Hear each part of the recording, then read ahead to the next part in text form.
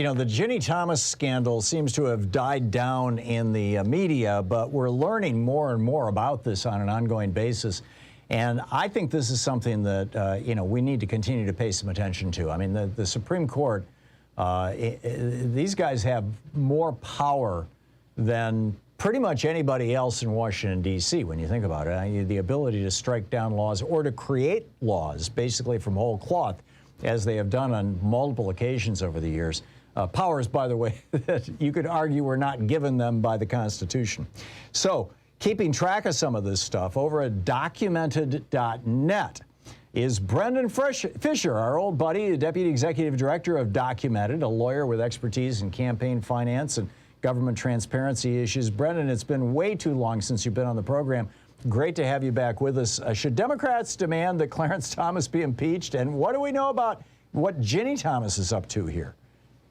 Yeah, well, it's great to be back. Thank you for having me. Yeah, you know, there's been a lot of attention paid to the text messages that Ginni Thomas sent to then White House Chief of Staff Mark Meadows, urging him to overturn the election. You know, that alone was concerning enough. The fact that the wife of a Supreme Court justice has a direct line to the White House and is advocating for a coup when cases involving the election very well could appear before her husband. But really, it goes deeper than that. It was not just the text messages.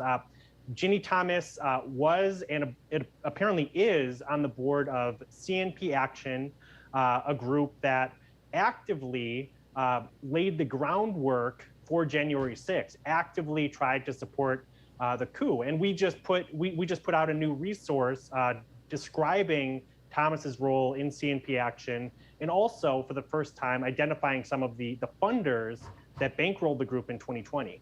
Now, CNP, this is the Council for National Policy, and I'm fairly well informed on these things, but it wasn't until I read, I'm thinking it was Jane Mayer's book, Dark Money. I may be wrong, but you know, one of these really deep dive tell-alls about the money in the right wingosphere, that I learned that this is really one of the larger and quieter of the and more powerful of the national right-wing groups. That's right. So Council for National Policy, or CNP, has been around for decades. It's very active starting in the 1980s. It's a network of very influential, very powerful conservative leaders, including executives from groups like the Heritage Foundation, the National Rifle Association, Leonard Leo. Leonard Leo is a member, as well as a number of other, powerful players, some of whom were involved in the planning for January 6th, like Jenny Beth Martin from Tea Party Patriots. But it's been around for a long time. In the 1980s, you can look back at their archives. They would host death squad leaders from countries like El Salvador. They played a big role in the Reagan administration, and although they originally were opposed Trump, they did end up playing a pretty big role in the Trump administration. And Ginni Thomas has been a part of CNP since at least 2012, and she joined the board of CNP Action, the 501c4 arm of CNP, in 2019. So what do we know about Ginni Thomas and her affiliation with CNP or CNP Action that should cause us concern? Yeah, so I think there's two layers here. So one is Ginni Thomas is a major player in CNP, and a number of individuals and organizations associated with CNP have interests before her husband, have interests before the court. And that can contribute to questions about conflicts of interest facing Clarence Thomas, Ginni Thomas's husband. And then the other layer is the role that CNP and CNP Action played in supporting Trump's coup, in laying the groundwork for unfounded conspiracy theories about the election being stolen, advocating for state legislatures to reject Biden's win and appoint Trump electors, and advocating for the Senate to only count Trump electors, even from states that Biden won. So, Ginni Thomas's role in CNP, presents some serious concerns for her husband, Clarence Thomas, especially because some of these cases involving challenges to the election of 2020 and January 6th investigation have appeared before him. You've got kind of the blue collar end of the Republican Party, like the people who showed up on January 6th to trash the Capitol building. And then you've got the kind of the super white collar.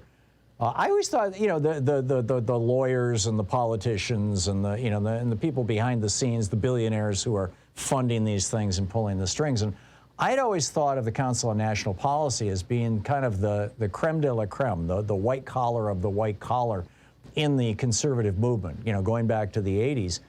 And yet you're telling me that, this bizarre theory that John Eastman came up with, and I actually, wrote an op-ed almost a year before it was in March or April of 2020 saying this is what Trump will probably try to do. And I was basing it on what happened in 1876, the election of 1876. And sure enough, this is what John Eastman, came up with. I doubt he read my article. It wasn't a secret what happened in 1876. But it is still a really, really sketchy legal theory, to say that we can simply, states can submit multiple batches of electors and the vice president can choose which one he wants to honor.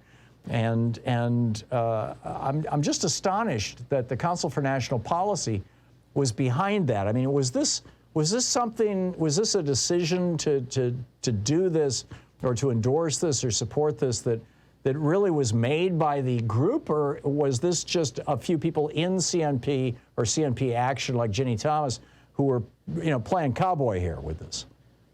Yeah, it's a great question, and we don't know. We don't know is the short answer. What we do know is early in 2020, in February of 2020, CNP hosted a conference where they had people like Catherine Engelbrecht from True the Vote and Hans von Spakovsky from the Heritage Foundation predicting fraud in the 2020 election well before a single vote had even been cast. And you had the CEO of the American Legislative Exchange Council, or ALEC, raising questions about how state legislators can contest the election results.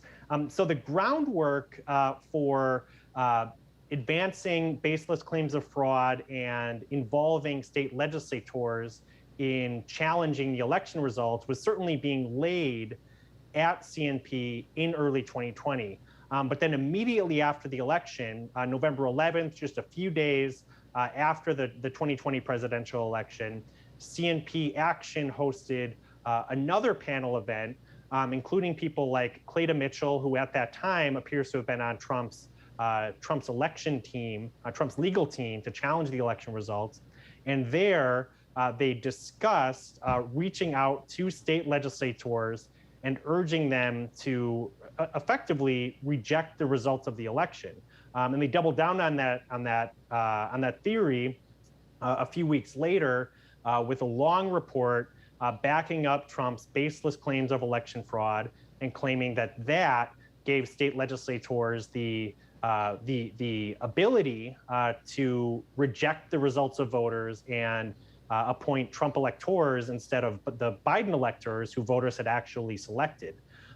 So we don't know how much in advance of November 2020 CNP was laying the ground. CNP as an organization was laying the groundwork for the coup theories that were advanced by people like John Eastman. But we certainly know that immediately after the election and the days after the election, CNP and CNP Action were actively advancing these theories, and also, more importantly, were enlisting the support of CNP's powerful members to pressure state lawmakers and to pressure members of Congress to support this coup.